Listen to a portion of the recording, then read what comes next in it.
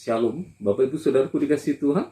Saya Bapak Wibo akan melayani saudara dalam firman. Kita akan melihat dalam Alkitab kita di dalam Injil Lukas 15 ayat 25 sampai ke 32 tentang anak bungsu dan anak sulung. Tetapi saat ini saya ingin menyampaikan tentang anak sulung, tentang bagaimana kepribadian dan karakternya. Saudaraku dikasih Tuhan, di dalam firman ini dari ayat 25 sampai 32 membahas tentang bagaimana sikap anak sulung terhadap adiknya. Dan mari kita berdoa. Bapa di surga, terima kasih kami mau belajar firman-Mu. Nyatakan isi hati-Mu Tuhan, ajar kami mengerti dan memahami rancangan-Mu. Segala kuasa kegelapan iblis yang mengganggu, kami tolak semuanya, kami patahkan dalam nama Yesus. Ampuni ya Tuhan atas segala kesalahan kami, pelanggaran kami.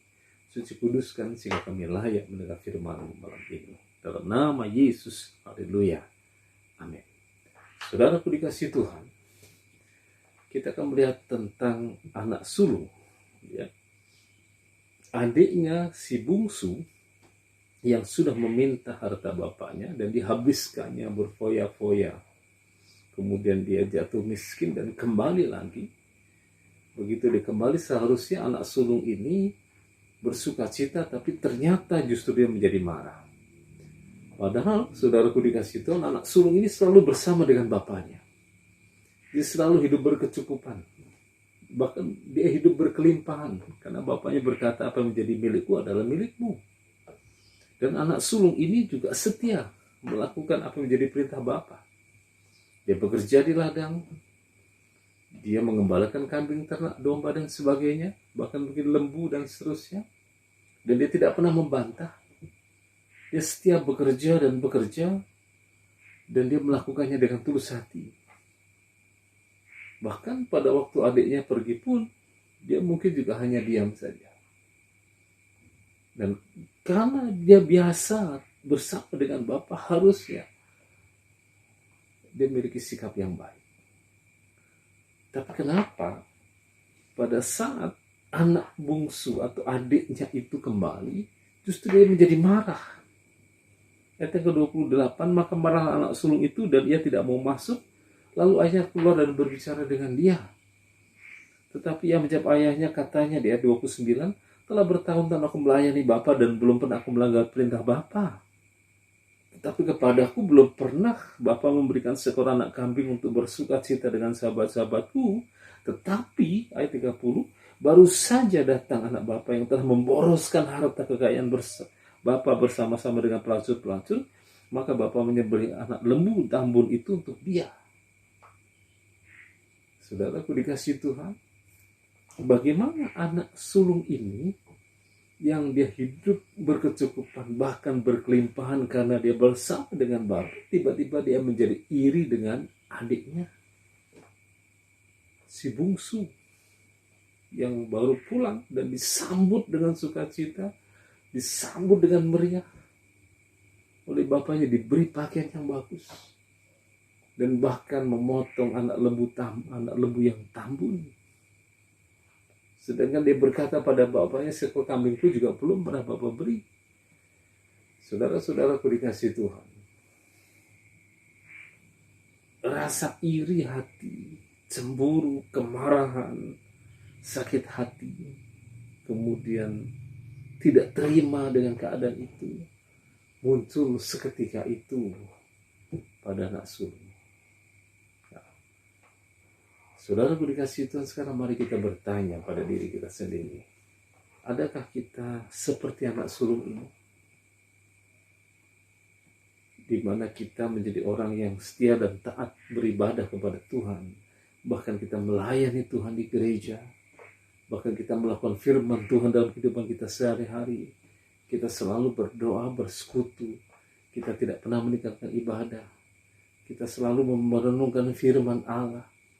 Tapi seringkali kita menjadi cemburu, menjadi iri kepada orang lain yang diberkati luar biasa, meskipun kita tahu bahwa dia tidak pernah dekat dengan Tuhan. Saudaraku dikasih Tuhan, mungkin kita tidak pernah mengungkapkan itu kepada siapapun, tapi tanpa sadar seringkali itu muncul dari hati kita. Muncul rasa dendam, rasa marah. Karena melihat orang yang seperti itu kan seharusnya tidak pantas dia diberkati. Tetapi kenapa justru dia diberkati? Orang yang seperti itu kan seperti tidak pantas mendapatkan kasih anugerah Tuhan. Tapi kenapa justru dia kok diberi kasih karunia Tuhan?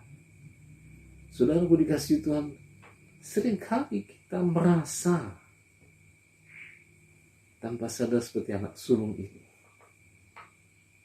Kenapa demikian, saudaraku dikasih Tuhan? Kenapa anak sulung ini bisa berubah sikap seperti itu? Padahal dia orang yang baik, dia anak yang baik, setia kepada Bapa. Demikian juga dengan kita. Banyak anak-anak Tuhan yang setia di hadapan Allah, setia kepada Tuhan, merendahkan diri di hadapan Tuhan. Tapi tiba-tiba dia bisa marah besar karena dia cemburu, karena dia iri. Dia bisa marah besar, tidak terima karena dia merasa diperlakukan tidak adil. Saudara-saudaraku dikasih Tuhan, mari kita perhatikan. Anak sulung ini, dia sedemikian fokus pada dirinya sendiri. Fokus kepada dirinya sendiri mengakibatkan dia merasa lebih dari yang lain. Mengakibatkan dia merasa lebih hebat, lebih baik, lebih bagus, dan sebagainya. Dia merasa bahwa dia memiliki segalanya. Saudaraku dikasih Tuhan, apalagi kita perhatikan bahwa dia adalah anak satu-satunya di tempat itu. Otomatis dia orang nomor 2 di tempat itu setelah ayahnya. Tapi kenapa tiba-tiba dia bisa marah besar? Karena dia merasa diperlakukan tidak adil. Dia rela tidak menikmati harta dari bapaknya. Dia rela bekerja keras. Tapi kemudian begitu dia mendengar adiknya datang, yang dia tahu itu sudah menyimpang dari apa yang menjadi perintah bapaknya, menghabiskan hartanya dan sebagainya, tiba-tiba diterima dengan luar biasa dan dibuatkan pesta. Saudara-saudaraku dikasih Tuhan, mari kita lihat. Apakah karakter Kristus seperti itu?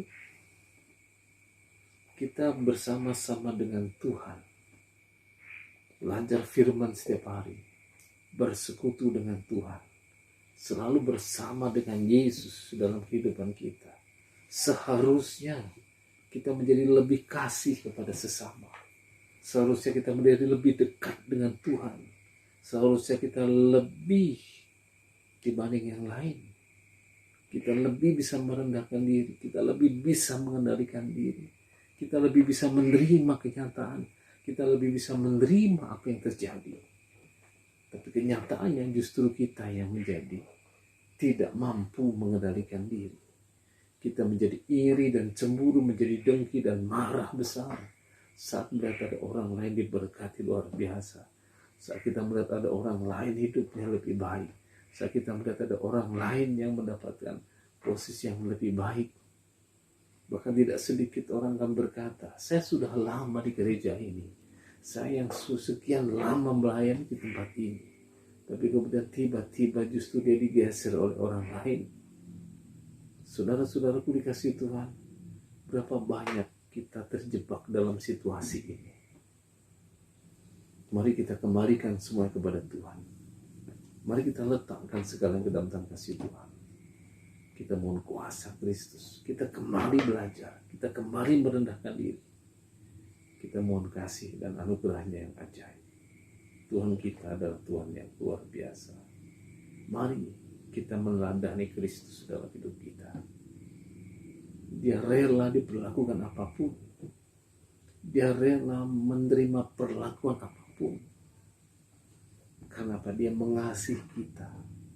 Dan dia tidak memilah dan memilih. Dia tidak memandang. Dia hanya memberikan kasihnya kepada kita. Mari kita pun juga melakukan hal yang sama. Mari kita belajar menerima segalanya dengan sukacita. Mari kita belajar segalanya dengan kasih Kristus. Mungkin selama ini kita hanya fokus pada diri kita sendiri, sehingga kita merasa lebih, merasa mampu, merasa hebat, merasa luar biasa, kita merasa lebih tinggi dari yang lain. Sehingga seringkali tanpa sadar kita merendahkan yang lain, kita menganggap sepele yang lain. Kita mungkin merasa kita jauh lebih pintar, lebih pandai. Tapi mari kita kembalikan semuanya kepada Tuhan. Bahwa kepandaian kita, kemampuan kita, kehebatan kita adalah karena kuasa Tuhan dalam hidup kita. Adalah kasih yang Tuhan nyatakan dalam hidup kita. Dan kalau kita diberi kasih karunia, Tuhan mau kita pun juga melakukan hal yang sama kepada orang lain, kepada sesama kita. Tuhan kita Tuhan yang besar, Tuhan kita Tuhan yang ajaib. Mari saudaraku dikasihi Tuhan, biar saat ini kita membuka hati, kita merendahkan diri di hadapan Tuhan, dan kita mengasihi sesama kita. Mari kita berdoa. Bapa di surga, terima kasih memberkati setiap kami yang mendengar firman ini. Tuhan nyatakan kuasa-Mu, karya-Mu, anugerah-Mu, dan Tuhan memberkati dalam segala hal. Di dalam nama Tuhan Yesus Kristus. Haleluya. Amin. Tuhan memberkati.